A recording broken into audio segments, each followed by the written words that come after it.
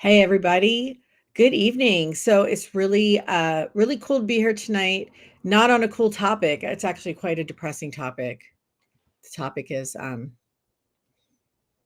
immigration. We're going to do an immigration update. So I'm waiting to make sure this whole thing turns on. Yes, it is. Okay, amazing. We are live. I see a few people watching. Fantastic. So me and Sasquatch are going to do an update. We had a debate in my God, was it July? Was it July? I don't know. No, it couldn't have been July. It was a few months ago. Maybe it was February. But since the election, and we talked about immigration, we talked about enforcement, we talked about policy, talked about dignity and safety, and really is what's going on now, the way we want to handle immigration, or the way we should handle immigration. And I think it's a complicated issue. The law is all over the place on immigration. I am Lawyer Chick. Hello everybody, thanks for tuning in, and if you're being restreamed, it's really awesome to have you watching. I am a lawyer. I practiced immigration law. I don't anymore, but I teach it and I follow it. And I've worked with immigrant communities, particularly children, for a long time, like 20 years. So this issue really tugs at my heart because of the kids, right? And so that's what I want to focus on tonight on my little part.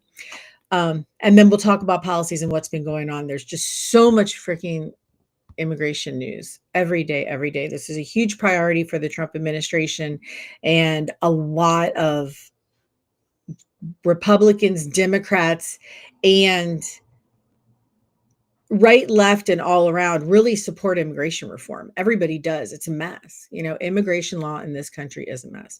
And a lot of people have landed here in a million different ways. And I see what the Trump administration is trying to do. I see what Stephen Miller is doing with the reform of the law and the changing of all the regulations.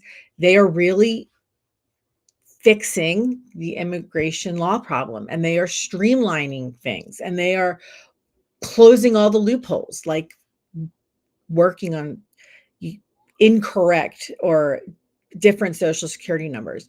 They're working on criminal aliens being present in the country. They're working on people working in lowering wages for Americans as undocumented people. There's reasons why these policies are being put into place, and they're not going to be ineffective. It's just my perspective is that they're extraordinarily vicious and violent, and creates harm for people who are innocent in the collateral. And ICE and Customs and Border Patrol and this administration would say they don't care about the collateral damage. It doesn't matter. If somebody is here as an undocumented person, they should be put out by any means necessary. And I think that immigrants have always been and are a fabric of many communities, the economies, the schools, and we should be a little more thoughtful and a little more compassionate in the way we're handling the removal of people. But we're going to talk about what's been going on and how it's working. Is it optics? Are there some good outcomes? And I'm going to bring up Sasquatch. I wish I had a theme song for him, but I don't. And let's go. Good job. Hey, thank you. How are you Right. doing? I'm alive. We're kicking so far. You know, Mhm. could be worse. I could complain, but nobody wants to hear it. Yeah, I get that. I get that. Hey, everybody in the chat. It's awesome to see you. So we're gonna rock and roll until like 9 o'clock, and until my tea is done and Sasquatch gets tired. And what do you want to say about things, sir? All right. Any So any updates this for kind of you? reminds me of a joke, to be honest. What do you call a busload of lawyers at the bottom of the ocean? A good start. That's kind of how I feel about the deportation situation. Is it's a good start. You know, at least he wasn't pussyfooting around about it. You got to give him credit. He did exactly what he said he was going to do with prejudice, and I can't do nothing but respect that one. 1,000,000%. Did you expect it to be so harsh and Yes, yes, aggressive? I did. And did you expect people to be sent out of the US for detention? That is a bit of a curveball, but I figured something had to be done. What's the point in picking up illegal immigrants and putting them in our jails, right? That does not change the disposition of the onus at all. So the onus is still on the U.S. government to deal with these people in whatever way sees fit. Uh, Deportation would be the best possible outcome for everyone involved, because you don't know, or you may or may not know how to function in a prison, but at least you can function in your home uh, nation, whether you like it or not. I'm not debating on whether people want to or they feel good about it or any of that. I'm just saying you have a choice. We can build a super max prison over here where none of you ever see the light of day and never ever get out again because you came here illegally, or, and stick with me on this one, you can go back to your home of origin. Take a pick. Because I mean, and I'll give you this one: if you go home, you get a shot to do it again if you want to. Right. But what's crazy about this and the deportations to El Salvador and the CDOT prison for it's the what Central something terrorism center whatever. The Salvadorian prison is a there's no exit door. And that's been an issue with this prison since Bukele opened it, in that he created the state of emergency 2 years ago, locked up all the men in El Salvador, right? That looked a certain way. And I have to say, I have yet to meet a Salvadoreño, and I work with a lot of them. I have yet to meet a Salvadoreño or even somebody from Honduras, a Hondureño, who does not love him. Love, like, I'll go one want further. him to be their president all over Central America. I have met 4 or 5 El Salvadorians or whatever, Mm-hmm. and a couple of Hondurans.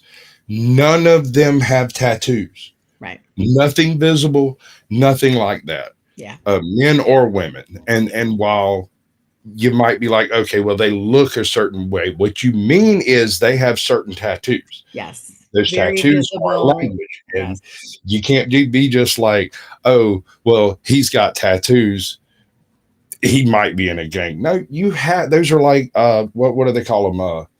Oh God, dude was telling me about him the other day. He used the word, I can't remember what it was. But anyway, it's like a military rank. As you go up through the structure, you pick up these badges, which are the tattoos. So Yes, this I'm is sorry true. if you went and got tattoos to look like your buddy. That was unfortunate. You should not have done that. Yeah, yeah. I get that for sure. And I guess it's like this for me. I can't make a judgment on what he did in El Salvador because, again, so many people I've met just love what he did in El Salvador. And we could talk about maybe we'll talk about the roots of the gang problem. I mean, these gangs were created because people were fleeing the Civil War in the 80s. They fled to Los Angeles. MS-13 was born as a response to and protection for Mexican gangs. Then there was gang crime. Then a bunch of these guys were deported back to San Salvador in the late 90s, 2000s. And then they clicked up there. That's why you have 18th Street Gang. 18th Street is in Los Angeles. It went to El Salvador. So I don't think that helps, though. It's not an excuse to like or a reason to let all the innocent, beautiful people of Salvador live in fear. And that country was so dangerous before he locked all the men with tattoos up. It was. Can I? And Can I? now it's not. People can Right. walk around and stuff. All right. So this is one of the most humane activities I've ever seen in the history of dealing with these types of gang problems.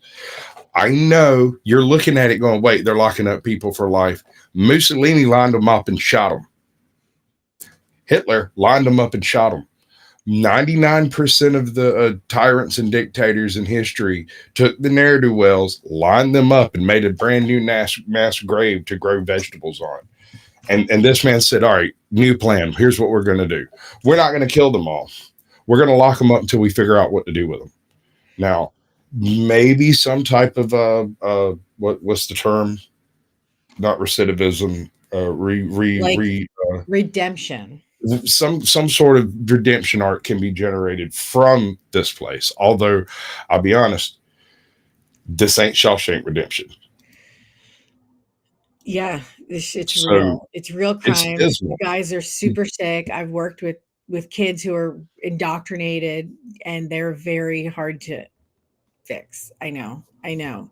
Um, but I have a question for you. Why do you think Bukele decided to open this massive prison and just incarcerate these people for life? Because I'll tell you, there have been some cases in El Salvador where the men have gone in front of a judge, just a few, and the judge has ordered them free. You know, there are a few innocent men caught up in there, and he refuses to release them. And why is it better to be responsible for all these men in these? I just feel like that's such a responsibility. I mean, essentially, you're a patriarch when you're a warden of a prison or you open a prison. He opens like made himself responsible for 40,000 men. Why not just do it?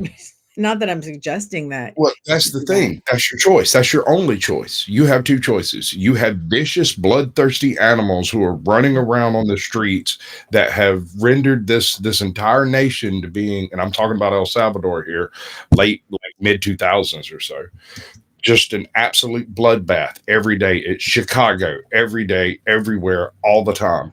And you have a choice.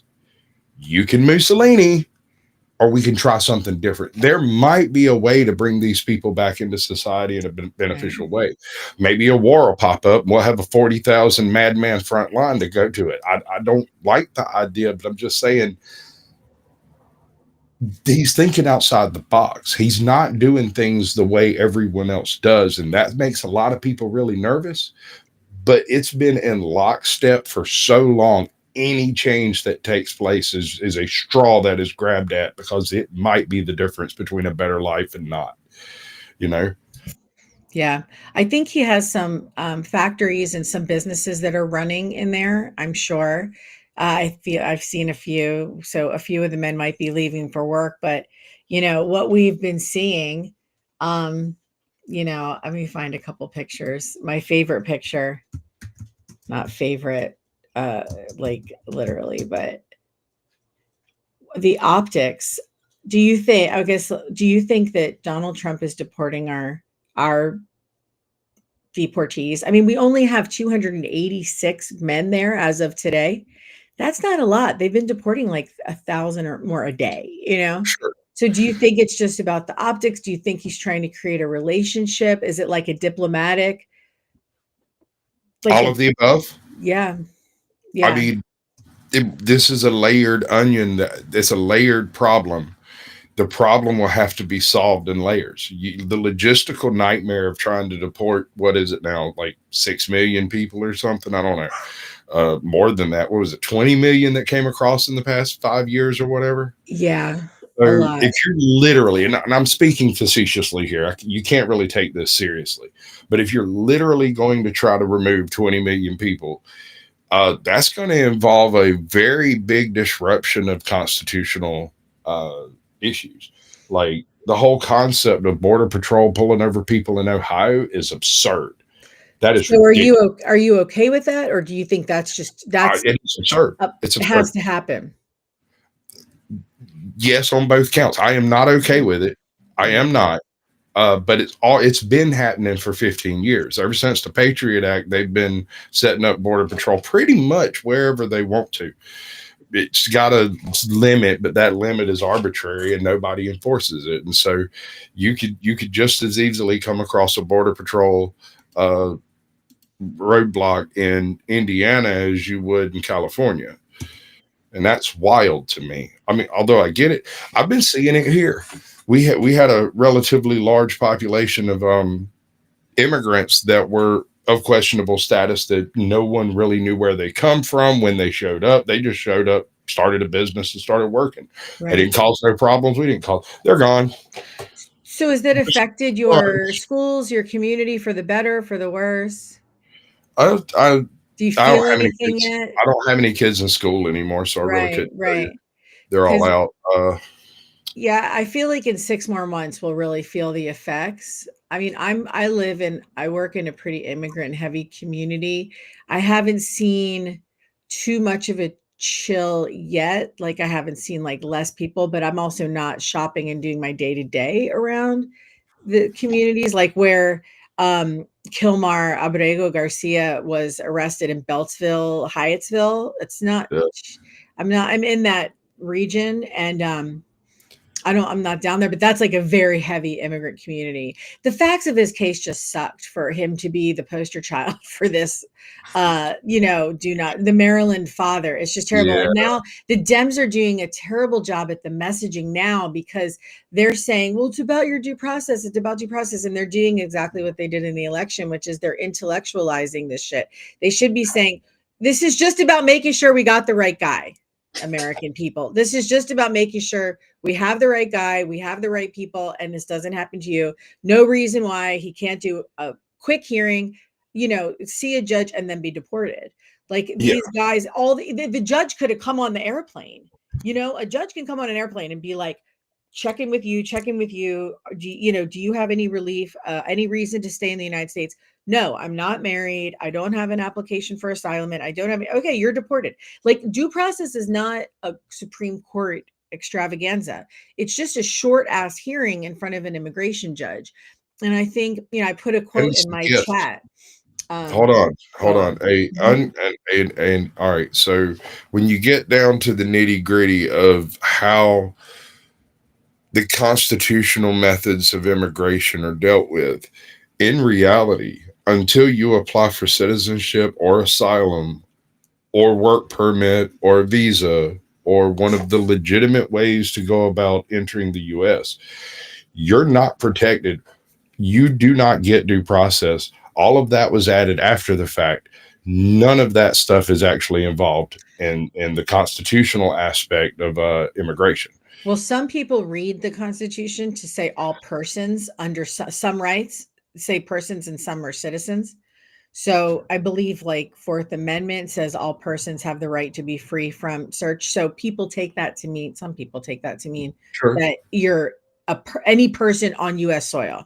It's definitely sure. less, but that would be, my argument. And also I put up this quote, um, which most people are the opposite, is better than 10 guilty persons escape than one innocent person suffer. Like, I would prefer to protect innocence at all costs. But I Oh, guess that's where we're at. I mean, I guess no. that's where we're at, is more than 10 guilty people have It's a escaped. And little detail, but you quoted that wrong. It's better 10 guilty people be freed, not escape. Be freed. There is a they let go free, not escape. Escaping would imply that they did stuff to get out of it, you know. let me find my quote. Go I'm on. pretty sure it's William Blackstone. I just go Googled it. free. 11 to 10 guilty men go Go free rather than free. one. Oh, okay. Okay. I guess escape process is what William Blackstone meant. But yes. Okay. So go free. I prefer 10 guilty men go free than one guilty person be oppressed. That But depends. it is, I mean, it does depend, right? Because Are that's the kind of guilty what's men happened. hardened murderers? Are these people like I hardened know. freaking I gang know. banging thugs, or are they white collar criminals? What are we Right. talking about here? I know. It's And a these are not apples and apples. facts. This is Yeah. facts. This is facts. So, a couple of things. What do you think of the student visa situation? Do you know about how they All need, right. let me share another screen. Go on. That's another one of those things that kind of goes back to the executive branch. That's entirely within the purview of the executive branch when it comes to when, where, and how auxiliary, or what's the term? The extra visas, the student visas, the exchange visas, Yep. the certain types of work visas. Yep. These are done at the discretion of, like, essentially it comes down to the president, but it'll be issued by like the State Department, or Department of State. Department Yes. of Defense, or Yeah. some other entity would be like, Student visas go through the Department of State. Marco right. The Rubio is in student charge. visas are through the Department Mhm. of State. The idea is to basically do a brain drain on the rest of the world by letting the brilliant and brightest come here and study. I'm not 100% certain that's who we're getting. I don't So do know. you think this is an opportune time then to deport? They have deported 1,300 students in the past few weeks, I guess. And Sure. a judge has ordered that they need to be reinstated. I haven't seen Donald Trump follow one judicial order yet? Have you? Am I missing Why would something? he? No, Right. no, that's a thing for the courts to figure out. And until they do, until the Supreme Court issues some kind of something somewhere, the executive branch doesn't even really have to pay it any attention. Well, but the They Supreme can Court did respond. issue him an order to effectuate the return of Mr. Kilmar, and Trump said, "We can't. He's in the power of El Salvador." And Bukele's like, "I can't smuggle this man back." That was like the craziest exchange ever, and that's power. That's like it's good to be the king, Like there, that was it right there. Like you have the Supreme Court say, "Do it," and Trump like, "I can't," and then the other president saying, I can't either." Like, Well, I what mean, the fuck? So I so don't know. The one of the student issues visas here, is crazy though. So the student visas they're basically again anybody who has gotten a speeding ticket. Apparently, I mean, there's the free speech activists that have been deported. Okay, some particularly may call them dissidents. on the issue, right? Particularly on one issue, right? We won't. They support, Don't even have to mention it, but I know what you're talking about. There's that a specific, democracy, there that democracy in the Middle East. seems to be a Yeah, that targeted agenda on that part, or at least they've been bumped to the front of the line, if such a thing exists. It does yeah. appear to be that way. Yeah, people who speak against the shiny democracy in the Middle East get deported. And now all kinds of things like people who have had speeding tickets, people who've had minor violations on a student visa are being deported. I actually have a student now in my immigration law class. Can you imagine? She's a lawyer from Iran, and she's on a student visa studying paralegal studies. And she's scared that they're just going to take all the Iranian visas away for students because of her country, and that she's just going to have to go back. And everybody should understand that when they take a student visa, the student only has 3 days to get out of the country. 3 days. And if they're finishing a class, same, I think they have maybe 2 or 3 days to get out of the country. So it's a quick get out. And if you stay 1 day, you're on an overstay and you can never come back. Yeah, I mean, like I said, the reform aspect of all of this has to come to the forefront. I think we need to deal with the execution first, right? Obviously, that's what he's doing. He's streamlining everything to build a super Everything. highway bigger than the highway that brought him in, and faster. And I don't know if it's going to be more efficient. I generally don't appreciate government activity in general, and I don't trust government actors ever. The Right. most terrifying thing ever said is, "I am from the government and I am here to help." Oh, dear God, have you ever dealt with a FEMA representative? These people are dense as freaking cordwood, bro. You try to talk to them and they do this number. Yeah, So, that's the so what's Fed. your address? Fed, yes, Fed. Fed It's like they're all spun up on the same reel back at Langley somewhere. They've got the same talking points. They've got the same agenda. They're all lockstep together. It's wild. And having been through Helene and having watched how the federal government tried to deal with the whole FEMA situation, bro, I never talked to a FEMA representative at my house. I never saw a meeting location that was within this county. We had something like 225,000 pecan trees blown down in this county. Like, Mm. that's several families' entire revenue gone, just gone. And what do you do? FEMA's going to give you what, $700, $770, I think. right? We call federal workers in this Drones. one Mr. Khaki Pants. That's what they call them all.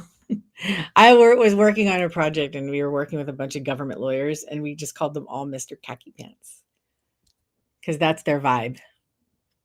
They're all just in the same khaki pants. Yeah.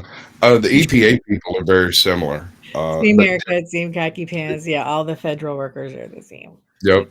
Khaki Yep. pants. So, okay, one more thing, and then we do have. I'll open the panel. If folks want to come up. I do have a bro who caught our last debate from Costa Rica, and he You know, wants I to lost talk 3 about. subscribers on that, right? You lost subscribers? Came out the other end of it having lost 3 subscribers. And I asked somebody why. What I was like, this doesn't make any sense. I had like what 700 people watching. I Why? hands down won the debate. Everyone agreed with my opening statement so succinctly that it threw me off my game. I didn't know what to do after that. You're not supposed to agree with me. Everybody's like, yeah, that makes sense. And then moved on. And I was like, what's going on? But yeah, no, I lost 3 subscribers on that. It tripped me out. Must have been an accident. It's so weird. It's fine. I don't care. I want those guys around anyway. They suck, obviously, No, since they yeah. left. Who knows? Yeah, Um, YouTube is fickle. but getting back to the student visas things, Yeah. these visas are issued, at the discretion of essentially the State Department by way of executive power. So if I mean, he doesn't have to have a reason to revoke a given visa. He doesn't have to put nothing in writing on that thing, just rubber stamp that thing and get out. Unfortunately, that is the way that works. Uh, Yes.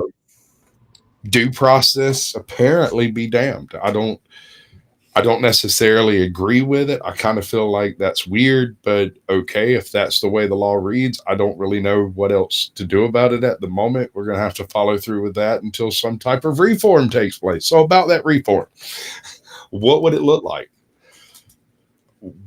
How do you give 20 million people a day in court, as it were? Well, Is there a way to do it? I don't know that there is. the reality is, out of those 20 million people, probably 18 million won't qualify for any kind of relief. So the question is more, how do you, in an orderly fashion, have people, and this is what they are trying to do. The Trump administration is trying to give people an opportunity to self-deport, to register if you're not already registered, right? Some people are green cards, they've got some kind of visa, they've got some kind of parole, but there's millions of immigrants who have no kind of, they're just flying below the radar. He is saying you must register with USCIS online. Also, you can use the CBP app, which was the app people used to make asylum appointments under Biden. It shut down the day of the inauguration. He's like, he repurposed it for people to go in and say, I'm undocumented, I'm self-deporting. I don't know how that's going. I haven't heard. I think for me, I'd be really scared to even self-deport right now because people are getting put into detention. They're getting caught up at the borders, airports and whatnot. They're saying, I will buy a ticket back to Canada, back to Mexico, right now. And they're like, they put them through the detention process. They're putting all these students, like some of the students, PhDs. There was a PhD from Georgetown who was put in deportation proceedings. He's, an older professor from India, U.S. citizen wife, 3 U.S. citizen kids. And instead of just giving him the opportunity to deport, like giving them a notice and saying you have 2 days, they went, picked him up at his house, moved him to 4 states in 3 days to different detention centers, and then send him to Louisiana. Now he's awaiting his deportation hearing. There's no need for that. That's what I have an issue with, is torture on my dime is not okay, and even just making, I feel like I'm very Buddhist in the way violence permeates a culture. So like if we're violent in a culture, then that just goes into more people who aren't, I know it's real woo-woo, Funny. but I really believe that. So it's No, like if I we're believe it. creating, go on. You create the energy you want to have around you. If you come, let's just take a little piece of You don't YouTube. think we absorb what is If around you us? Yes, you do. But if you come into this space of YouTube and you come in with a negative response and a negative attitude and you portray negativity, you will receive negativity from YouTube. If you come in with a positive vibe and a positive approach and a glass half full approach, you'll receive a negative vibe from YouTube. No doubt it. But People at the will troll you. Yeah, same that's time, there will be some legitimate people you find in there. And what's really funny is they might be people like me who has adopted a persona of this Caucasian Sasquatch guy who does public speaking, apparently. But that's not a me thing, that's the persona. Okay. Now, this persona doesn't do negativity. I also don't let people say stupid stuff without speaking on it because I Mhm, like to point mhm. and laugh at folks when they say some dumb stuff.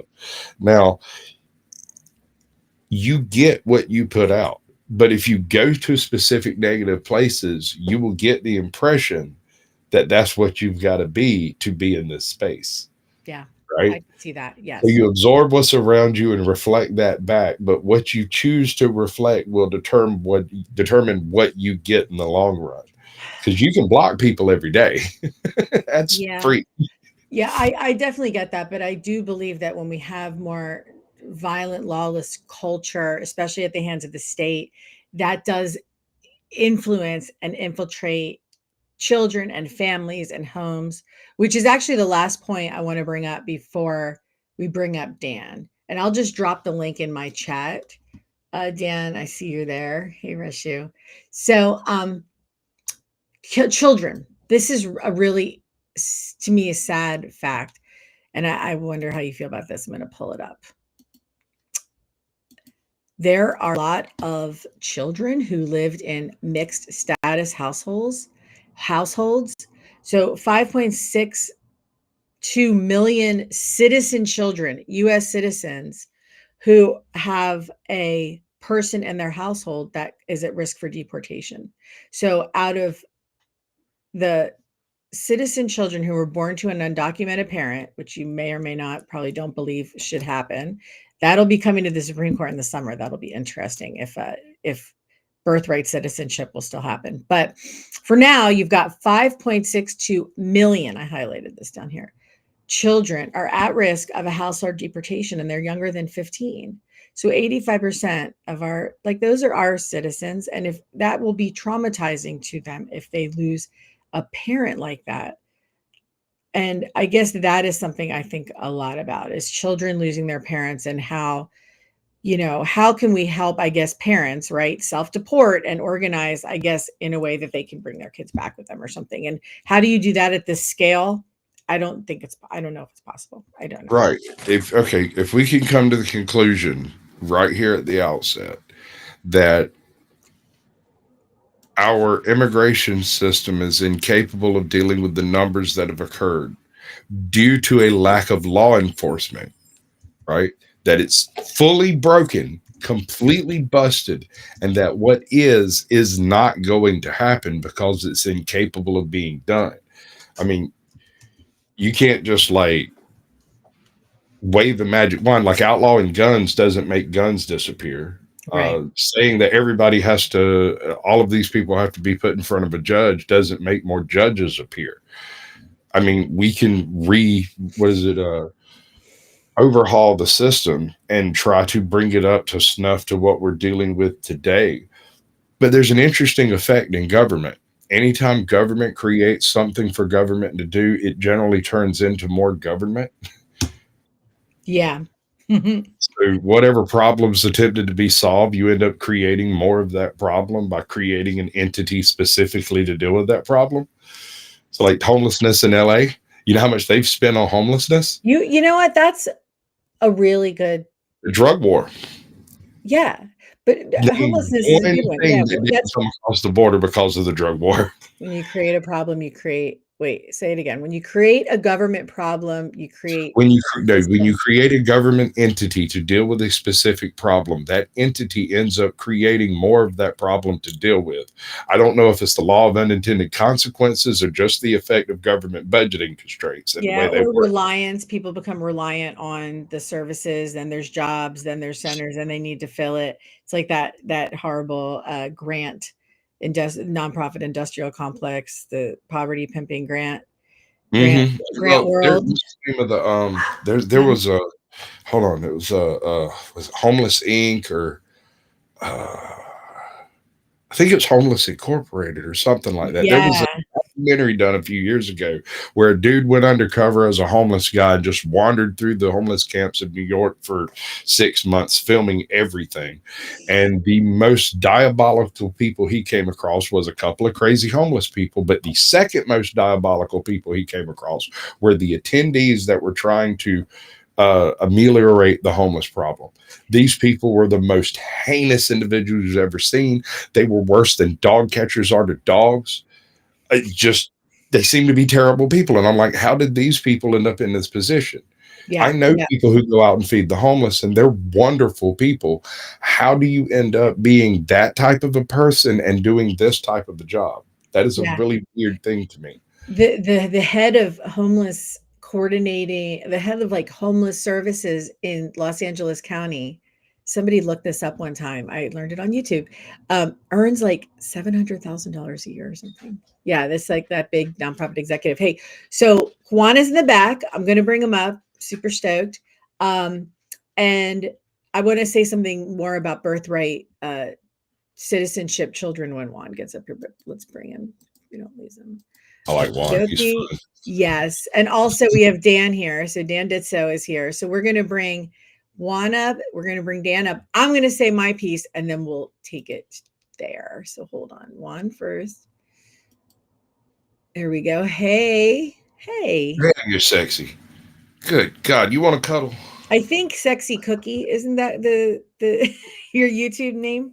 Should we change your name? Uh, I believe it's Pablo Pacheco on YouTube now. I was on Rumble, but now I'm. All right, welcome to YouTube. Very cool. So let's bring up Dan Ditso. And hey, our Costa Rica friend. Pura vida. Hey, What up, hey, brother? Thank you for que having me. bola. Que So I hay de just want to nuevo? say one more thing about naturalized citizens as children, and then I'll just turn it over. Juan, you popped up first. Share what you want to say. You shared a brief with me earlier, not a brief. You shared an order from the court on a gang membership or whatever we want to talk about is all good with me and did so same thing. So last thing I want to say, I was thinking when I saw that number, this 5 however million US citizen children born to an undocumented parent who are at risk of deportation. 85% of the children have are under 15, right? And I was thinking maybe we just have to ride out this generation. Like if the Supreme Court, and Juan, I wonder, do you think the Supreme Court is going to end birthright citizenship? Because if they do, then this generation of children who were born here to undocumented parents as US citizens is just going to grow up and then they're going to be adults and then there's not going to be any more.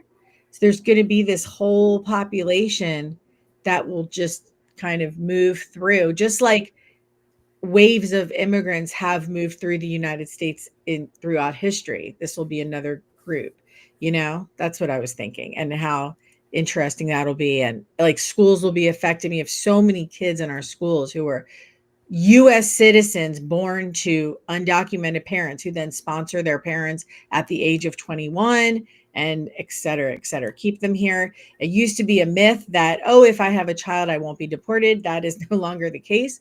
So I'll end with that and just turn it over. Juan, what's up? Well, I think what's going to happen regarding birthright citizenship is that it rides out people all the way up until 2026, which I believe is when the decision will probably end up getting handed down. Or if it's an expedited decision, the last generation will be babies that were born this year, and so you'll have that generation ridden out by the next 21 years. So that by what 2040, by 2045, that's when the clock will stop for everybody else. But my thinking is Yeah. is that the Supreme Court won't completely end it, but what they'll do is they'll limit it, because you still have the precedential decision of U.S. versus Wong Kim Ark, and in that particular case, they said, Wong Kim Ark, a person that was born to Chinese people that were lawfully domiciled, the green card of the 1800s. Uh, they said that he was a citizen. So what I think it will do is it will limit the people that can be citizens to at least green card holders, and then they're up. And that might work for the H-1B, those skilled workers that are here on those visas, but they're not green card holders. They're here on work visas. I think Yeah, that they're is here something I'd heard temporarily. would really be affected, right? So, like all of these highly skilled Indian, Chinese tech workers, programmers, like in the Silicon Valley and places like that, many of them come here, have these work visas for years and years and years, have US citizen born children. They have careers here at Microsoft or Google or whatever. Their kids don't know their home country. If those children weren't birthright citizens, I mean, they would be going back to a country they don't know. but Yeah, we don't know but if there's a those workaround jobs. now. unfortunate. That's also the law. That's Mhm. just the way that works. I But said there's it's unfortunate and it's the no, but law. Yeah, yeah, But there's a workaround. There's a workaround. So the companies, instead of hiring them temporarily on these the H-2B visas, the H-1, the H-2As, and the H-1Bs, all that they need to do is simply sponsor them on what's known as an EB-3 visa, specifically Type C for unskilled workers. And once they do that, it takes a while. It takes like for certain people, it can take up to 6 years. However, yeah. the EB-3 visa is the green card of your, of those visas. So if the parent becomes a green card holder on an employee. So somebody files an I-140 for that person, and then when the kid's born, then the kid's a citizen. Yeah, but I don't think that'll I think like the Googles and the tech companies and the companies that hire these workers don't care enough to do that for them. They just want the workers, you know. They're not that concerned like whether they Right. stay or not. So what else do you want to talk about? What are you thinking with what's going on with immigration? What's coming across your desk besides do you want to talk about that order you sent? You know, I have it pulled up if Well, you want me to share. I think it's I think it's the blueprint for what DHS is supposed to do in that regards. I mean, I'm sorry if you are a member of a gang, then I'm sorry. I'm one of the first to say I don't want you here, but I believe in due process because as I tell people on the conservative side, you know what? Have we not learned from 4 years ago when people were locked up without due process because of a certain event on January 6th? And so, for me personally, Yeah. it's give them due process. Allow Bukele said that they wouldn't bring Abrego Garcia back, right? So okay, fine, work with the justice minister to see if what you need to do is have a hearing telephonically. And then if I'm Trump, I'm going to advise Kristi Noem to tell her DHS attorneys what you guys need to do is file a motion to reopen Abrego Garcia's deportation proceedings.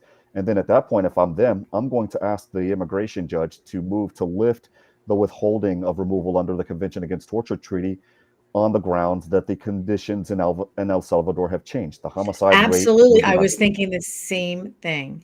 Go on. And Sorry. so once that happens, of course, by default, the deportation order that was rendered in 2021 would be reinstated. He gets sent back to El Salvador. So the people that are crying, but he was a Maryland father, he was this, that, and the third. My response would be simple. He had due process. He exhausted all of his administrative and legal remedies. He has no basis for being in the United States. If his wife wants him here, she can petition for him.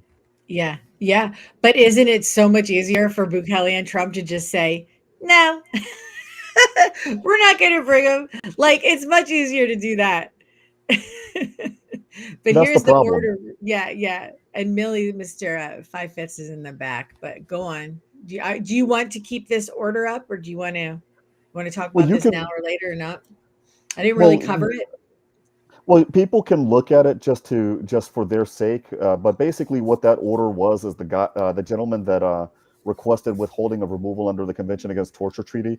His argument was, "You can't send me to El Salvador because CICOT will torture me."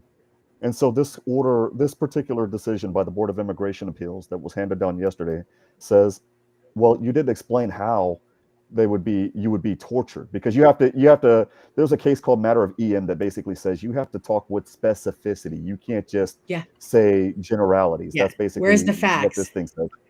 I Where's the caught facts? that. And then they say in sarcastic tone that you don't have these facts because you haven't gone to CICOT. So basically, what this order says is you need to go to CICOT first, and then come to the United States, and then And ask then for call us. withholding of removal. Yeah. Yeah, basically, Yeah. which Yeah. isn't going to happen Yeah. because if you're in CICOT,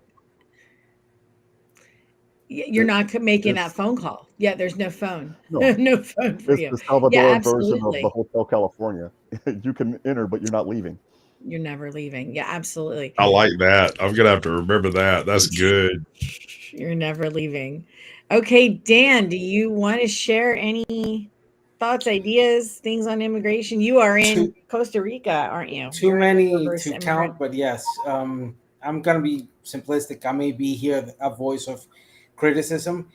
Uh, Look, I could extend myself a lot. I'm just gonna tell you this. I've worked in issues of migration, and I've been a migrant myself. since pretty much the beginning of my life. I lived in from the age of 0 to the age of 16. I had already lived in 6 countries in the Western Hemisphere. Okay. So uh, the issues of migration, and particularly in the last, I would say, um, within the last 25 years, and more focused in the last, I would say, 15 years, uh, have to do with a multi-factorial approach. The consequences of foreign policy of the United States, like the war on drugs and the impacts on our regions, and how it has created and worsening the situations in our regions, the internal conflicts and the problematics inside. You were talking about Salvador. I may sound a little bit condescending, but I guarantee that in this panel, nobody knows the history of Salvador. Nobody understands the impacts of the Civil War, starting on 79 and then ending on 92.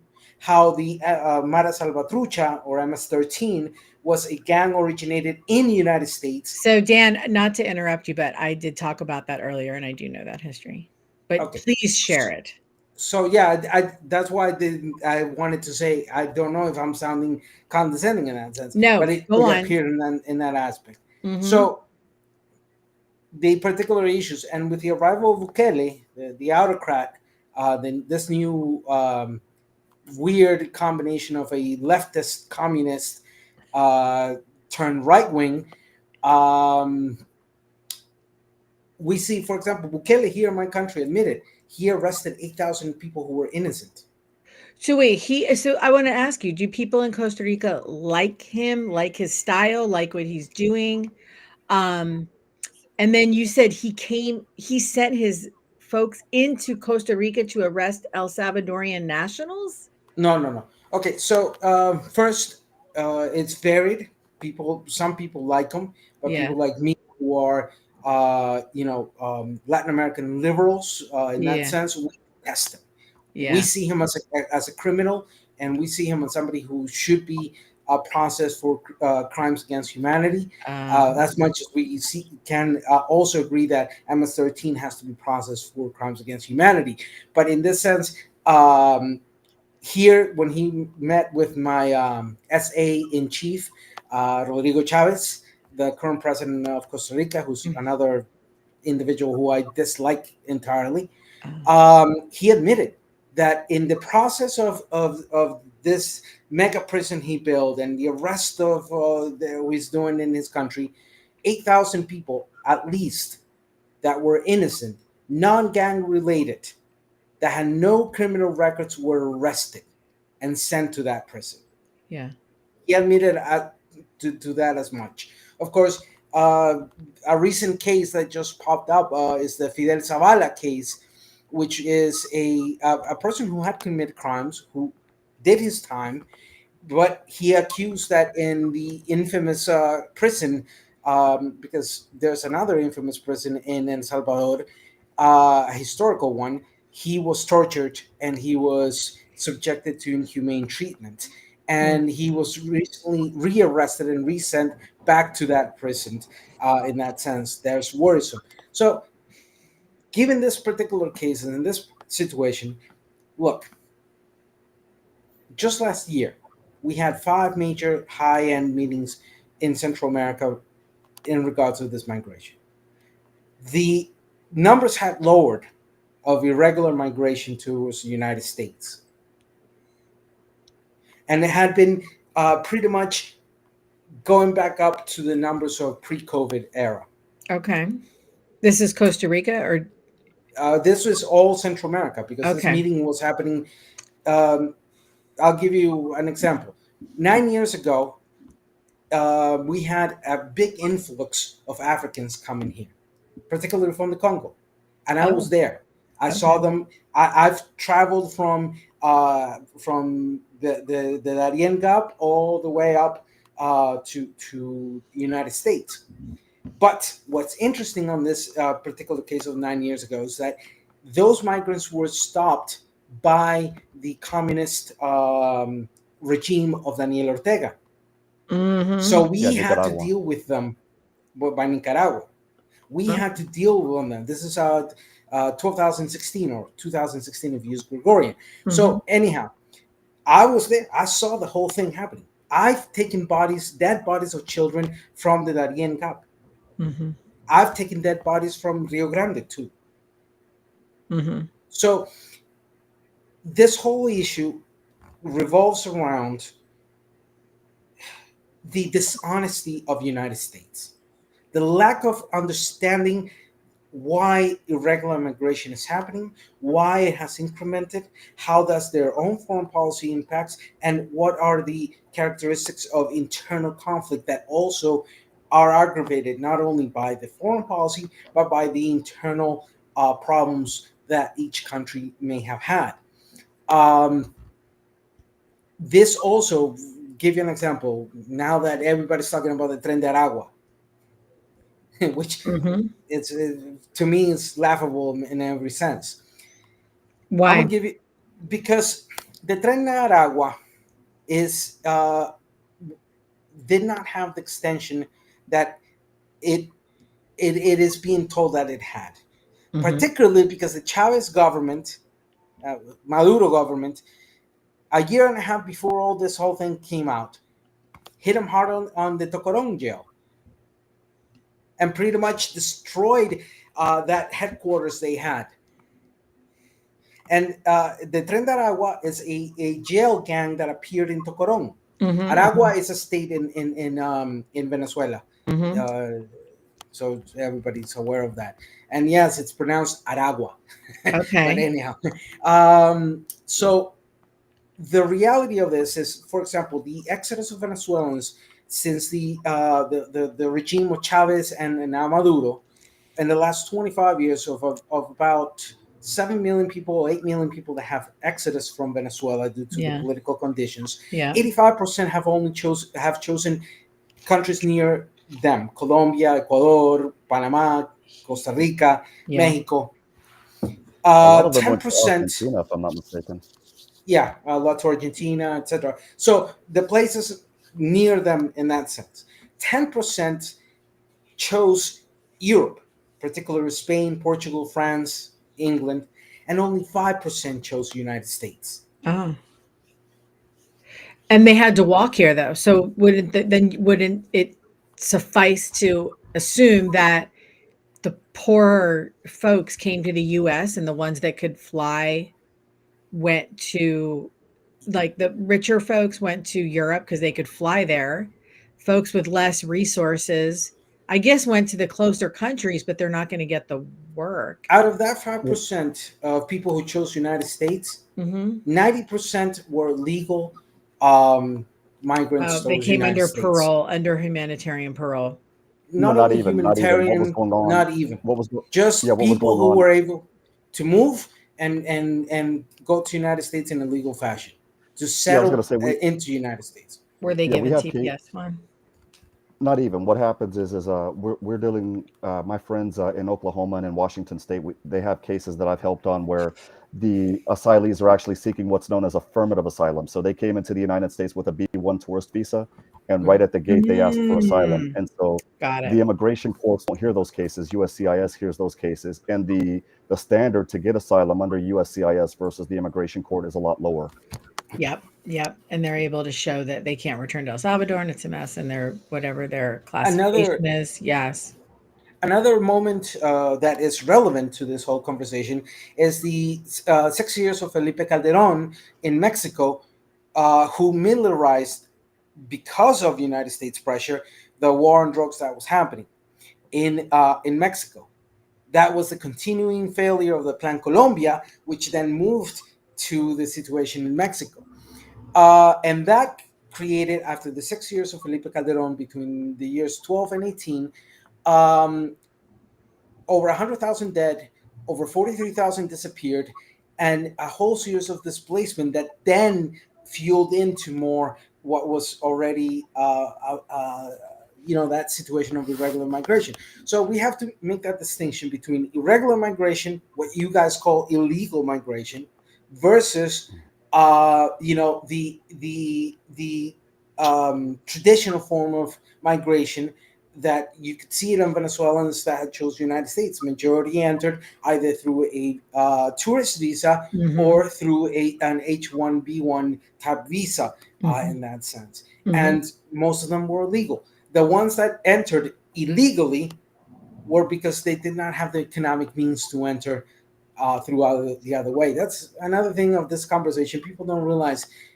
Do you know how much that it costs to how much it costs emotionally, economically, socially to migrate to another country?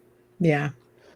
Yeah. Yeah, I think a lot of Well, people don't realize how, you know, if you're gonna leave your family, trek across the, you know, to the 5 or 6 countries, go through the Darien Strait, which I'd love to hear more about that at another time, your experience there, but yeah, they have to really be desperate. But I have a que and Juan, I know you wanna say something, but let me throw another question out there for everybody. I mean, no, something I struggle with is the history, like, you know, US imperialism has caused certain patterns of migration, certain economic trends and effects of, you know, like the Civil War in El Salvador. I mean, we trained a lot of those, that military at that time, 40s, 50s, 60s, up through, you know, I mean, the School of the Americas, right, Fort Benning, Georgia, not far from Sasquatch, maybe. But we've created a lot of the conditions for this type of migration, I guess, into our country and the gang problem, et cetera. But a good like, what's a fix?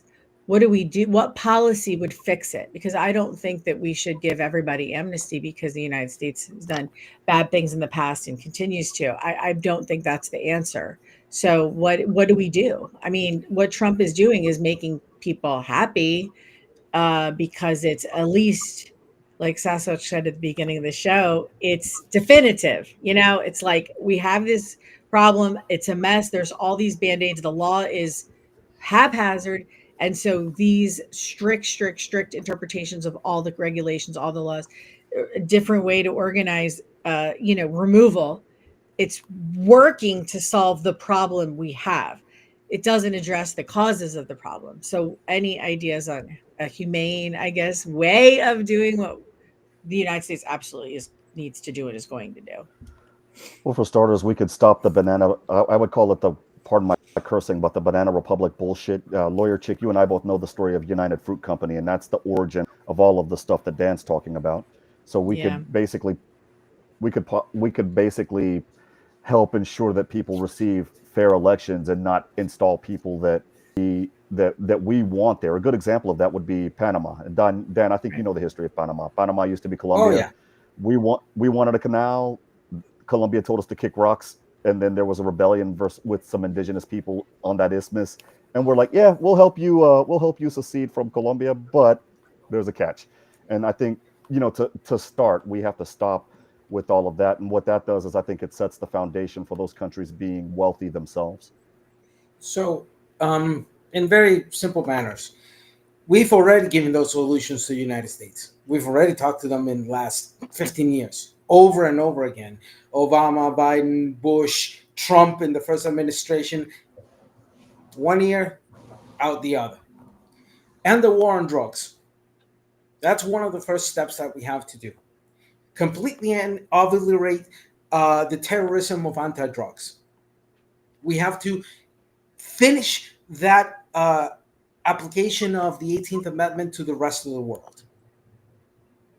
Second, What is that? What I'm not, what is the I 18th? like where this man is going. um, okay, it's a lengthy subject, but to say it this way, the war on drugs originated in the Nixon administration and then pushed forward through the Ambassador Bush father in the United Nations, implemented a system which is a one policy fits all for the past 64, 65 years through the United Nations in the interest of um, of the United States. Funnily enough, most recently, one of the heads of that of the United Nations drugs, the Office of Drugs and Crime of the United Nations, was a Russian, very favorable to the continuing of the provision. So the best allies the United States have had to continue this model has been China and Russia. So the 18th Amendment is the provision of liquor, Okay. which then was overturned by the Volstead Act in 33. So we end that. We have to finish that. But that's not going to resolve everything immediately. That's going to take about minimum a decade to start showing a series of effects. Second grade. It would be lovely if we could have at least the minimum acceptance of the United States that their continuous and systematic intervention has aggravated and fucked up our conditions worse. Third, yes, we have to get rid of, and that's something that each country will have to do, the regimes of Bukele, the regimes of Ortega, the regimes of Maduro. And that's a responsibility of each of all of those countries. Get rid of the, get rid of these. We have to end Ortega's regime, the corrupt and terroristic regime of Ortega. We have to end the terroristic regime of Maduro. We have to end the terroristic thing, but that's not a responsibility of the United States. You've been around for a while here, and you said something I really want to sink my teeth into because I really dig where your brain was at on this one. I'm a proponent of the concept of manifest destiny too. And carrying the Constitution to the other nations. I'm down with this. I'm talking. We could add more states. There's a process to do this, bro. We could totally do it. Whether we buy them or take them by force, that's a debatable point. But what you're talking about is taking them by force. That's what you're saying. No one's going to volunteer to come in with your roundups or anything, and so you're going to have to execute that through force.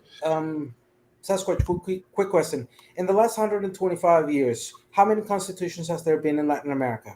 Republics? It's completely immaterial discussion. I'm talking about the United States Constitution carried out into the world as a base document for freedom. That's already been done. That's the era of independence. It was done by the CIA and the Banana Republic. 200. No. Look. 200 to 250 years ago, particularly in the window of 40 years when Latin America started becoming independent, the construction of constitutional republics was a standardization. And we see that standardization of constitutional republics in the model to which it was done.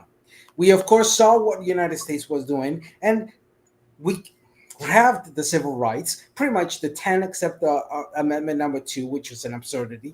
But out of the 10, we grabbed the 9. And we applied it through all Latin America. If you look at the constitutions from Mexico down to Argentina. Stand, it is a republic if you can keep it.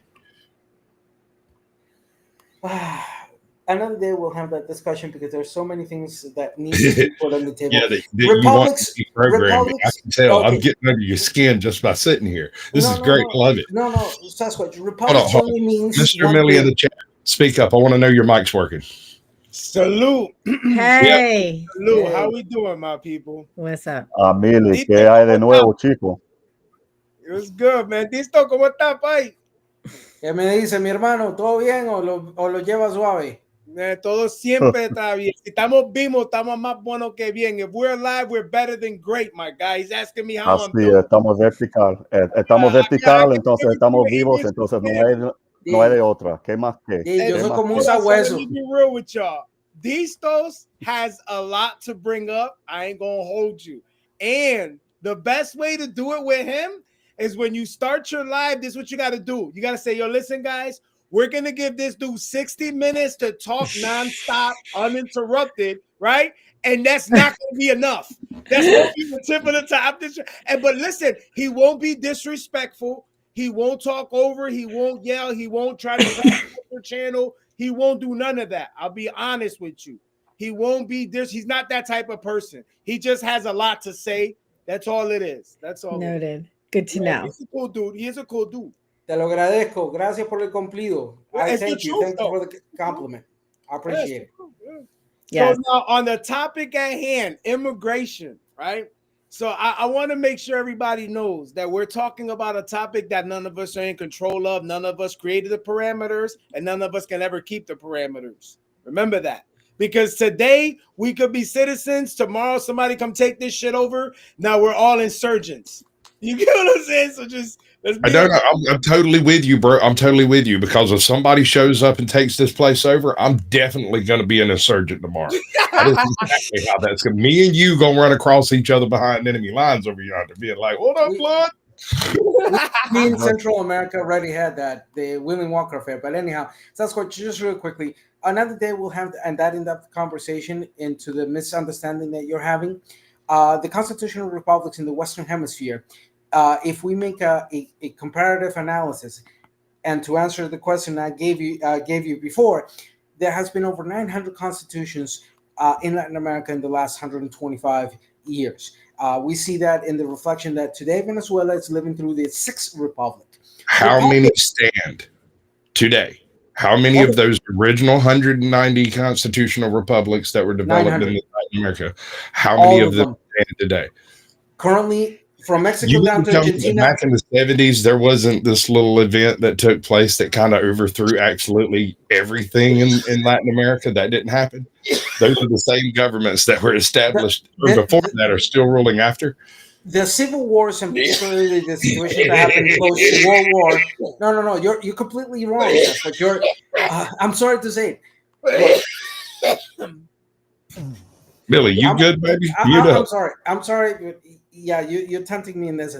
Gladly, we can have that in-depth conversation uh, in a historical, analytical way, because a blanket statement, like you said, is meaningless without the analysis of what actually happened. And to answer your question, currently all republics that originated after the era of independence in Latin America are still there, functional.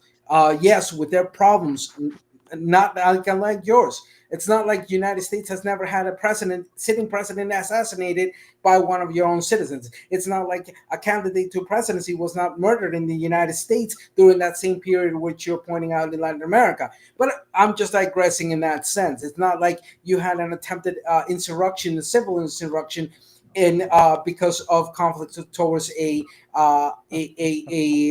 election, something that has happened multiple times in Latin America. So hold on 1 second. Caucasian, can I drop the link to Lawyer Chick's channel in your chat, because Joe Cool I'm actually looking for it right now. That's Yeah, I think I tried to, but I may have not. Yeah, done now I'm well. about to drop it over there right now. I have a copy for me. I just want to ask. Yes, I need one more follower to get to 100, y'all. You got a bot. Dude, you're a moderator. If you want to drop a link, you drop a link. Just generally don't do it to other live streams that are live while I'm live. Other than that, I don't care. In this case, send people to her channel. I don't have a problem with that. I think Joe Cool wants to come on the platform. He's trying to come on the platform. The link is in. So, yeah, the link is in my chat, Joe Cool. Yeah, because he's like, "Where are you guys at? Where's the link? Drop the link." Yeah, he's asking me to drop the link. Like Caucasian Sasquatch is ignoring him. That's how he's acting. Yes, my link is there. My kids, by the way. Yeah, this dude is crazy. I'm sorry for the interruption, guys. Sure. And just to finish answering the question of migration, because I haven't forgotten that. So, and the war on drugs, we internally in each of our countries, we have to then resolve the issues of the problematic regimes like Ortega, Bukele, Maduro, so on. The third aspect that we need is finally have the United States admit that Monroe Doctrine and Destiny Manifest is a BS approach to foreign policy. You're not the cops of the world. You're not responsible to overwatch or say avoid communism or blah blah blah blah blah. And the fourth and the final aspect that needs to happen here is we need to work our own things. You know, we can agree with free trade with the United States, but instead of dumping all your products and saying only buy U.S. made, let us do our own economies. Are you a communist?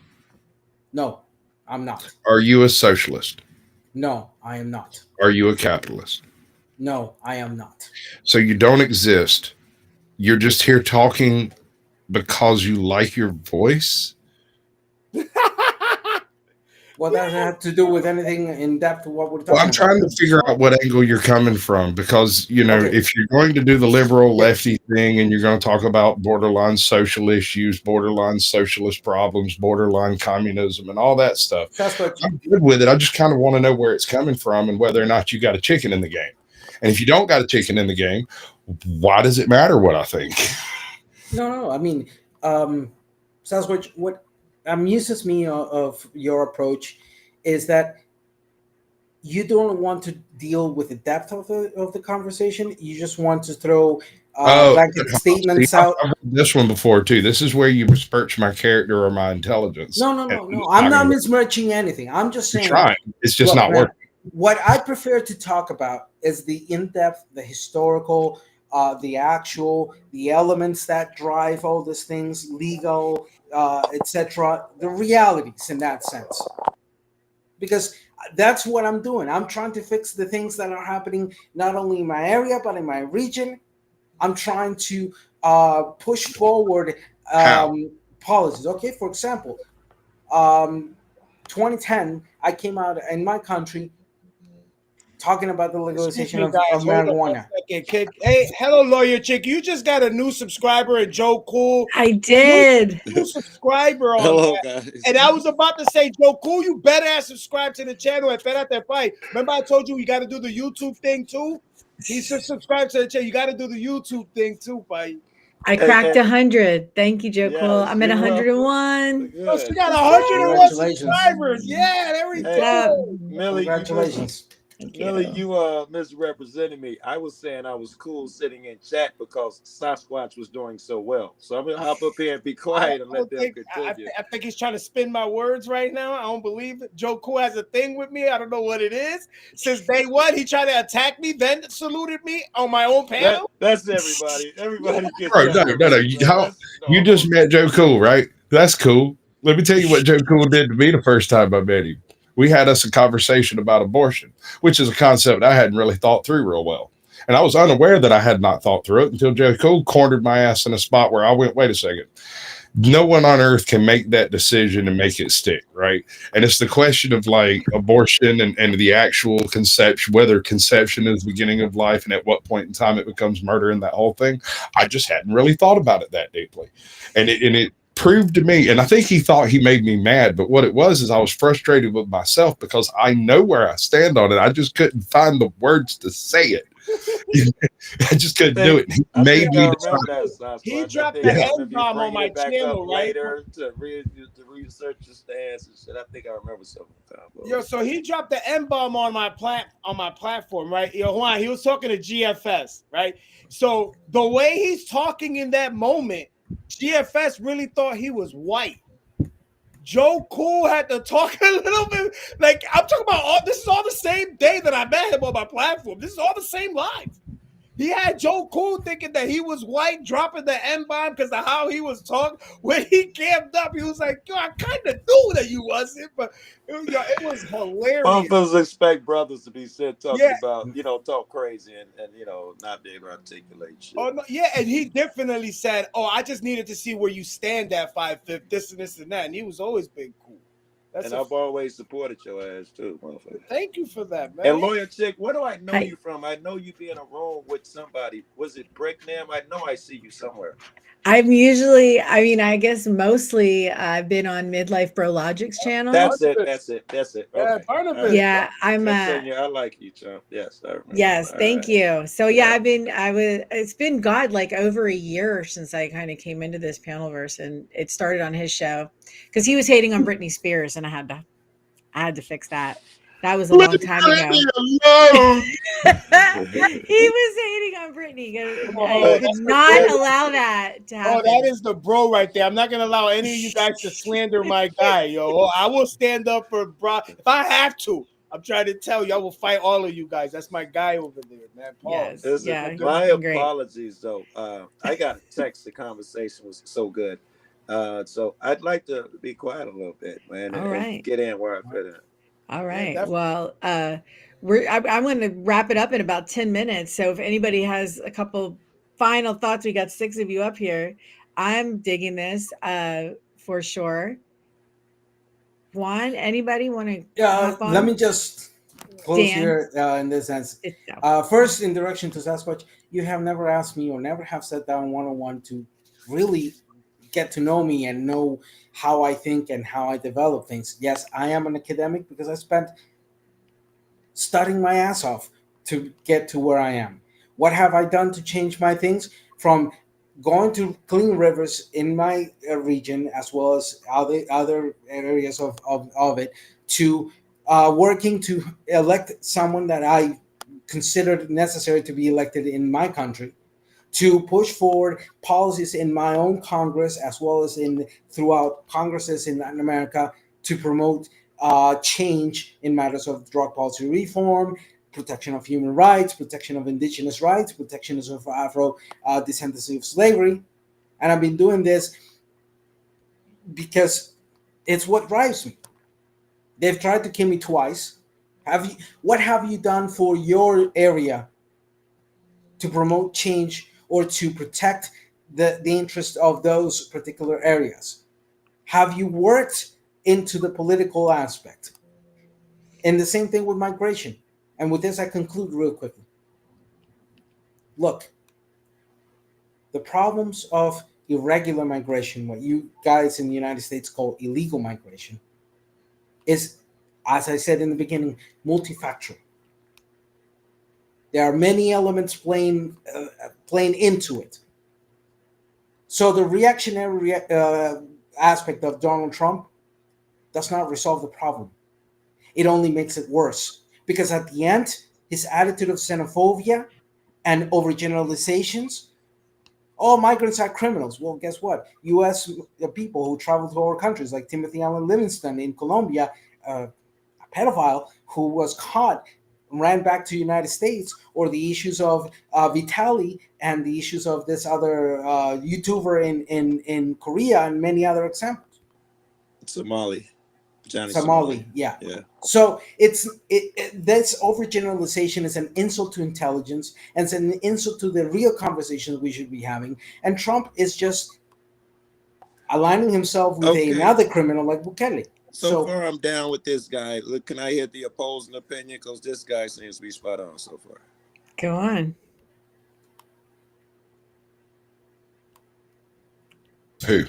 Oh, anyone? I mean, well, I guess you're. I think Ditso is. I think you're spot on in terms of the again, like the roots. I think what Trump is doing is thorough. I don't know that it would not be the way I would handle the issues, but what is the issue? I mean, what is the solution? Because you're saying it's just going to make it worse. I think it'll make it worse at some level, right? Like I was talking about, it's going to traumatize children. It's going to wreck local economies. It's going to affect the job market. Today, I saw an ad for these good jobs that we're supposed to be removing immigrants to save American jobs.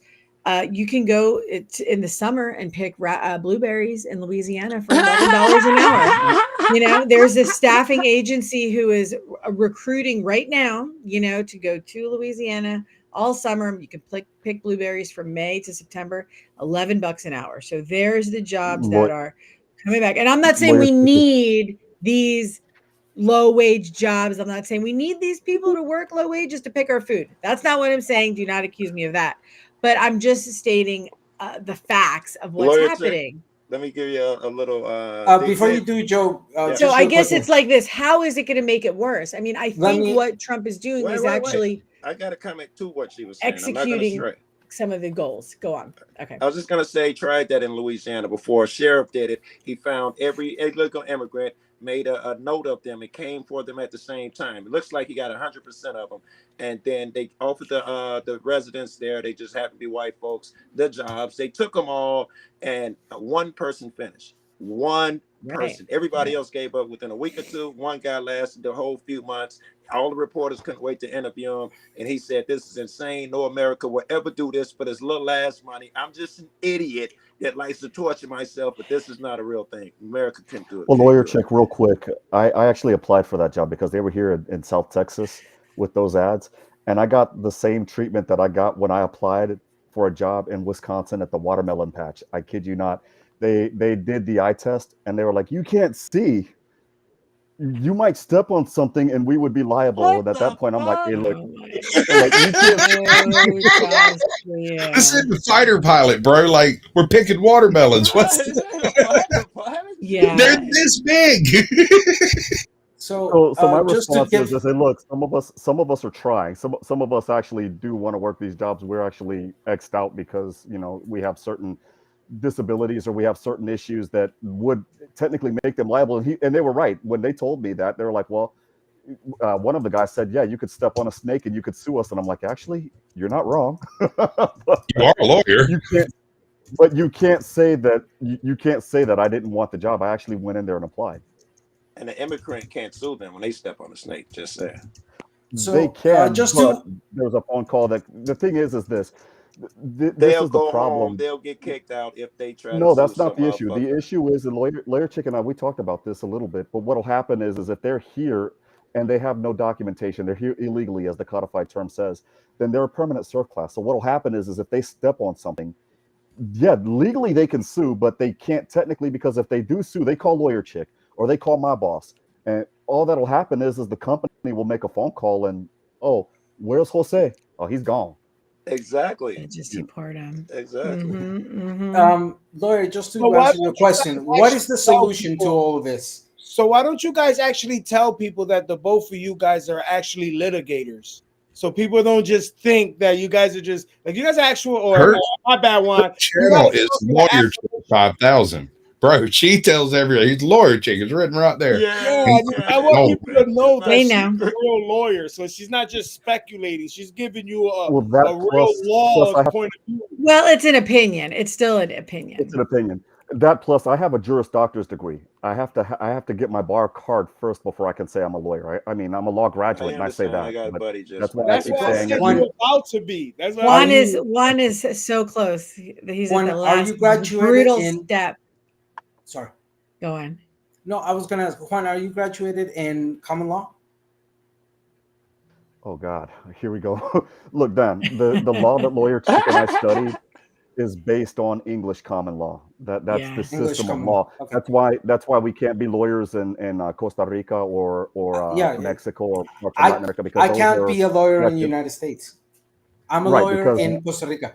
Oh, yeah, okay. so Cool. yeah, it's civil law. A It's civil law. Oh, graduated, licenciado. Do they call you licenciado, licenciados? Mm-hmm. licenciado. Yeah. Licenciados.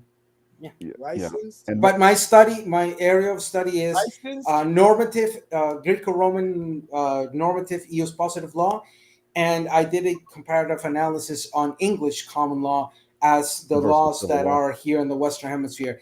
To be honest, my criticism towards common law is that it's the least common of all laws. It's only practiced in about 25 countries in the world, and Mhm.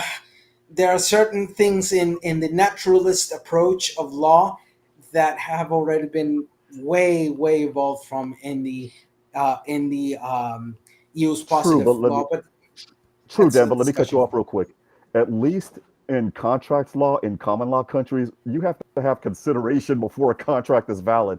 In countries like Mexico or in El Salvador, all they got to do is shake hands. No, something for Yeah. something needs to be exchanged, and boom, you're screwed. So at least we have to have something in Well, exchange. And I'm sorry, I like that all day, every day Can over the I civil ask law. you guys a couple questions and use your brains since we got three freaking lawyers or damn the lawyers I up here? I cannot answer for things in the United States. I can only answer things in Latin America, Costa I got Rica, a feeling you in that can. You're sense. bright. You seem to be very well about the United States. Shit, I'm not asking for your Yeah. legal advice. I just one thing. Uh, the first thing I want to ask is, well, I just stated that there's a big push for the women to go back into their homes and have more kids. And I don't know, it's something weird going on where woman's place is not in politics, not in the war. It's having more kids. The population, I forget how they refer to it. The birth rate, that's what they call it. The birth rate is super low here, and everybody's worried that we're not having enough babies. How? And you probably are not the ones I should be asking because I heard other people talk about this, but how can you maintain both sides that the population is so fucked up because the birth rate is so low and we need more births and get the population on track or will die, and at the same breath say we don't want immigrants here, which is a population running into here? How do we So We rationalize have those two to things?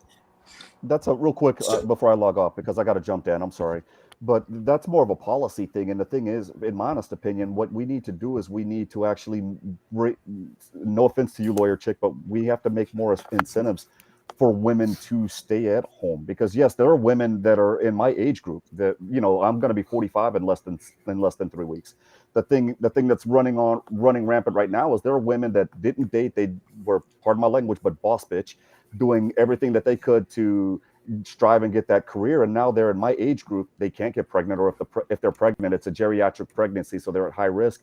And now they're Or they crying make because sucky they wives wanted too, because they they haven't been wanted to practicing being good or wives they that time. They've and been at the end practicing being at the boss end of the bitches. day at the end of the day they're crying because they're depressed because what they wanted to do now they can't. And so instead of saying, hey, you can have it all, I would argue that as policy, instead of giving the EITC for somebody that doesn't have these families, I would say, you know what, you have 2 kids and you have a man at home and he's going out there and getting it, we'll give you a $12,000 refundable EITC and an earned Million income child percent. tax credit, That came up in the per conversation. That's a person. great idea. Yeah, big time. Actually, we All were right, stay talking blessed, about everybody. Latin American constitutions. The Constitution of Venezuela under Hugo Chavez gave women Social Security credits for raising children. What if we gave mothers Social Security years of credit for being home raising children? I mean, that would solve that problem. So I raise my children for 15, 20 years. I have that much work credit. And Yes. then if I go back to the workforce, it just adds to that. In I think fact, the that is existing policy, at least here, where the man is discouraged. If the man is that they don't give you all this shit, so they're discouraging. They're doing the exact opposite, discouraging a family mhm, as opposed to assisting. yeah. So I want to answer two things at the same time as I quickly as mean, one possible. more thing, childcare. Like if you have kids under 5, I know families that pay anywhere from 1,000 to $5,000 cash a month for childcare so that both parents can go to work. That's That's wild. brilliant, lawyer chick. That's brilliant. If they offered that, yeah, that's brilliant. Problem solved. Just Yeah. childcare. So if I may answer two things real quickly. First, on what Lawyer Chick was saying, what is the solution on the crisis of migration and the problems of migration? There isn't an immediate solution, Yes, there and is. there isn't Yes, there a is. unique solution in that If sense. everywhere just becomes America, then there's no such thing. If We every already are America. America, then everybody's Americans. How about that? I like Well, it, Phil. that's another point of discussion. United States is not just Yes. it's That's not why the we only don't smile America. a little bit, However, okay, Max. Yeah, yeah, smile a little bit, I bro. know. But anyhow, point one, there isn't an immediate solution because, like, it's a multifactorial problem. It's a multifactorial approach to try to resolve. But this isn't going to resolve in the next 4 years, 3 years, or what's maybe left of Trump, unless he grabs power and becomes monarchy in that sense, or his family does. Who knows? But anyhow, um, there isn't an immediate solution. Ooh, boogeyman. The ones I provided are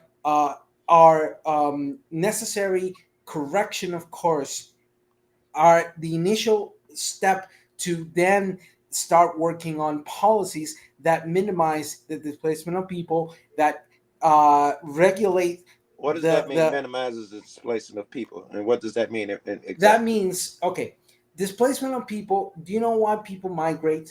What are the four Uh, major modern reasons why people migrate from their countries? if you tell me, it'll be quicker, but I can imagine. But go War. ahead. War, number one. Number two, economic crisis. Okay, I get where you're going. Money. Three, To keep them where they are, so they wouldn't have the incentive to leave. exactly. And in that vein, the America does the exact opposite. Everybody used to grow fruit and shit in Colombia till we went over there and told them to sell poppies and shit. And now we got them stuck. But they had a ruler who kept an iron fist on them niggas, and we put our guy in play for some political reason. And now the cartel has taken over a fucking city or town and states and shit. Uh, It's you know why? One reason I sometimes take too long to make my point, because sometimes I understand this. I'm not blaming anybody, but people love to interrupt. Ah! no, I Not get it.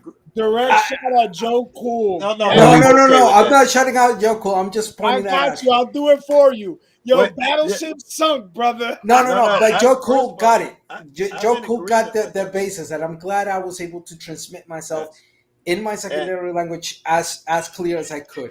and let So, me okay, also say there that is an I immediate was rushing solutions. you because Lawyer Six says you had limited time. That's also why I Yes, was yes. cutting you off a bit. But again, Yeah, 5 no more minutes, immediate everybody. solution. Go on. No immediate solution. It's solutions that require time, dedication, commitment to the changes that are required. And in the second question to Joe Cool, funnily enough, is that the CDC has told us that the birth rate has incremented by 1% last year in the United States. Now, the issues of birth rates respond to cultural, political, economical situations Wait, in wait, each wait, of wait. Let me those interrupt you particular again. countries. Let me be rude again, because my question was, if we do want the birth rate, why not immigration? I mean, Yeah. if we want the birth rate, meaning I I assume we was want a going bigger there. population, why not immigration? All right. So, as I said, CDC is telling us birth rate in the United States has incremented by 1% just last year. This has, again, it's a question of multifactorials, looking at the different factors as to why that increment happened. One of those reasons is, like you said, the influence of migrants that arrive and have kids there. That increments the birth rate within the United States. Yes. So, the idea of returning women to a status pre 100 some odd years ago is entirely disgusting. It is entirely and No one has said completely. anything about that. What are you No, talking about? I'm saying the point where She Joe. has 3 minutes left, and other people would like to have something to Yeah. say. So, This isn't a We can hear something, dissertation. Ditso, Judge. Sorry. closing remarks for you. 30 seconds. Ditso, go. So simple. Solutions are not straightforward. The issue of birth rate is resolved by, yes, partly migration, but at the same time, other factors. And the idea of returning women to a status of 100 less, more than 100 years ago is disgusting. Sasquatch, you Okay. take my time as well. Thank you. Go on, Sasquatch. Thank you for having me. This has been a ton of fun. I actually do like talking to Dit, so I know I come down hard on him, but it's You just don't. I just like the conversation. And I like his vivacity, I guess. I also like his completely obstinate belief that everyone but him is uneducated, which is hilarious. But it's fine. It's cool, and we will be brothers one day. We gonna come to a Hey, meeting of minds. I promise. don't jag Keep off the talking. time I gave you on that. I want your opinion on the things he was talking about. We're trying to leave here, bro. We're doing the thing. That's I'm why I'm sorry. giving you my time. When I leave, I'll be quiet because I want to hear your opinion. You didn't get a chance to Specifically say on that. the solutions of immigration or the Yes, solutions Uh, of solutions. birth rate. yeah, Solutions women. based on what's going on now. No, no, no. Okay, My these Oh, are question women. was no, preliminary. no, no, no. That was not my question. Was if we're okay and we want the women to have a higher birth rate, then it seems illogical to me that we're so against immigrants. Did you have an opinion on That's that? what I'm saying. These are a linked question. Legal immigration is a perfectly legitimate method to boost one's population as a nation. But when you're having illegal immigration taking place, you don't get to vet any of the people or try to improve the population by bringing in the best and brightest. You end up getting whoever can cop on a turnip truck and get across the border. Uh, and I'm not saying that's a bad thing to anybody. I'm just saying it's not the population growth that we want. We would rather have people who agree with our values and our sense of justice and stuff, not some weird Woo! lefty Lucky liberal we're coming out of out of time, Central Chuck. America with a whole bunch of Che Guevara ideas. I mean, I'm just saying, bro. Like I've heard all of this before, and it's coming from the same location source. Generally speaking, academia. So, I mean, legal immigration, do it that way. Increase the number of visas, increase the number of work visas, increase all of that in a legal fashion to make it easier for legal people to legally enter. Basically, we don't want criminals. If we could weed out just the criminals, Pedro Sanchez can have his pizza truck, and I'll buy pizza from it. All right, lawyer check. I lied. I will say Please. goodbye. I'm glad I came over here, I'm and glad you came up. it was great. I love you, and it's Sasquatch. You know, I especially love you. You catch me easy. Thank you for coming up. Feeling the love, everybody. Thank you. Awesome sauce. All right, Mr. Millie, Mr. A. Millie in the All, chat. Do you want all to I share want to anything? I just want to say thank you for having me. Sasquatch is the bro. This stuff you already know he's mad cool. And if you're watching, if you haven't hit that like button, I don't know what you're doing. I don't know what's going on with you. You definitely need to be subscribed to whatever platform you're watching from. That's an entire fact. And let me put you onto a quick little hack. If you want to monetize, right, you're going Yeah. to need the watch time hours. The quick hack to watch time hours is doing these long lives. You'll get Uh, 90% of your watch time hours. You could do it in less than a week if you just do long lives. And you won't even be yeah. monetized yet, and your watch time hours will be done. Well, you guys are so hardcore with the hours. I get tired at 7 minutes. I'm like, yeah. Also, He is an absolute unit. But This I'll man is. keep, yeah.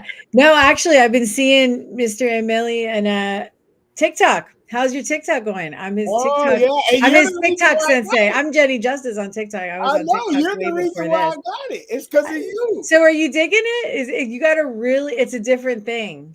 No, yeah, she goes immediately. Show your face. Immediately, she's like, "No, you didn't show your face." And you were TikTok right. likes Yeah, that. They I like to see see that. who their TikTokers want to see people talking.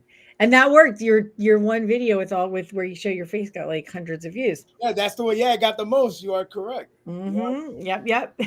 Cool. yep. Well, just keep it up. Jump on people's, you got to like share and comment and, build that. TikTok is like that Yeah, I see positive. that. And thank you for that dono today. That's a fact. Yeah, no problem. And yeah, Sasquatch is my YouTube sensei. Thank you for helping me with production, and Barnabas helps me with the content. So thanks everybody.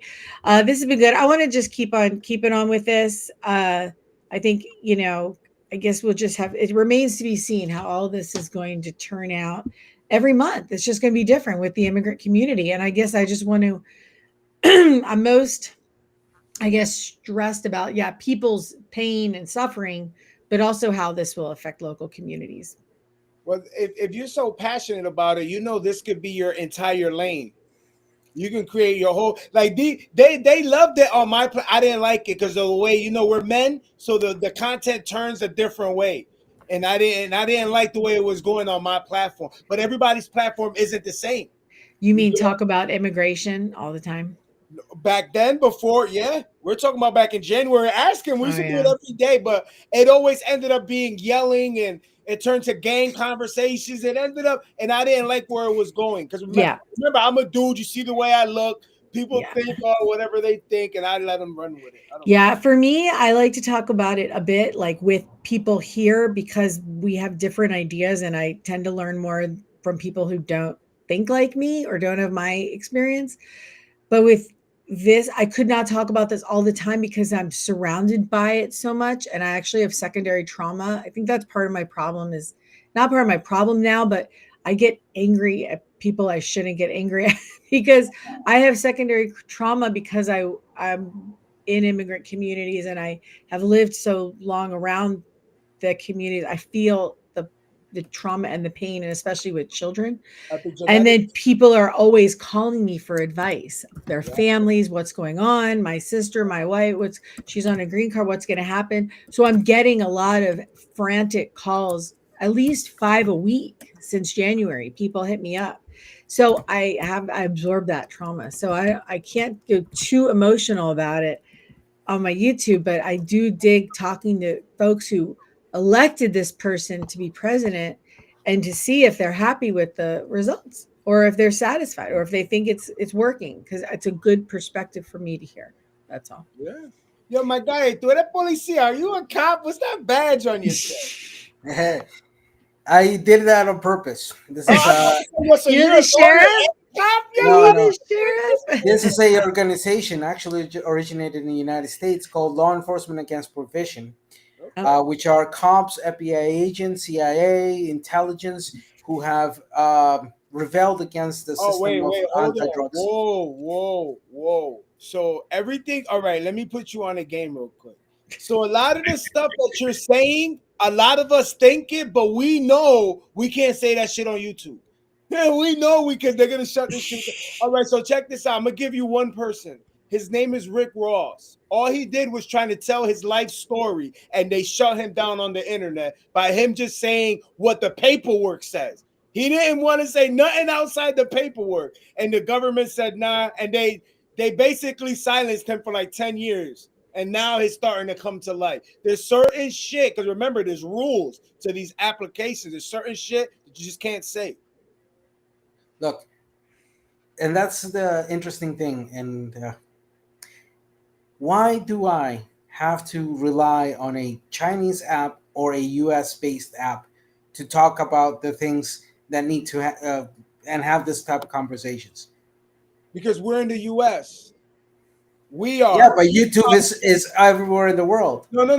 What I'm saying is right now, but everything that's being said is coming from her channel. So, like, let's say you say something crazy, she's gonna have to deal with it, not you.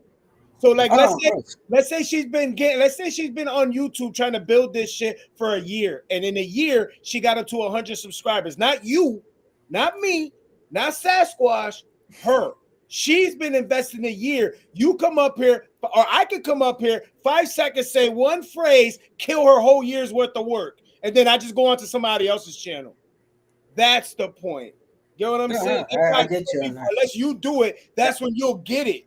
That's why I try But to you be saw as the respectful as negligent possible. shrug. That little, I don't care about any of that. Why would I care about any of that? But that's the thing. If you want to talk about the topics you want to talk about, start your channel, start your panels, and bring people up to talk about it. You come on other people's channels and immediately try to digress the conversation into your own topic about what you want to talk about. At which point in time, you deliver a dissertation of endless flying around and never landing the plane. I don't have a problem with it on your panel, but when there's a limited amount of time and there's several people trying to talk and you go into a 20-minute diatribe, it's not great. Yeah, I love you, Larry. Like a chick. Are you trying to monetize what you're doing? And we made me aware, and that's how we move. And thank you for the opportunity. I'm with Sasquatch. I agree. It's good to have everybody up here. All opinions are welcome. And Thank you for having me. yes, it's dope. It's dope. So we'll keep looking out. I'm going to do a show on prepping next week with Mayo Monkey. What do you mean? Apparently, prepping? he is a huge prepper. Just prepping in general, like every day, or no, like survival, tactics. Yeah, by prepping. Bye. I actually have. If you look, so I'm going to close it out, everybody. Thank you so much. I'm going to remove our guests and just do a little end thing here. Thank you, Sasquatch. I really appreciate you so much. Thank you. And yeah, so I'm Lawyer Chick. Thanks everybody for checking in. I really appreciate it. And I do have a bunch of legal videos on my YouTube channel. It's Lawyer Chick 5000. Check them out. I like to share legal information, law, facts, and figures, and help people with quality information so you don't have to, guess about what the law is. But my videos are fun. They're short, and there's one on go bags and prepping. So check us out next week. We're going to talk about it. Later.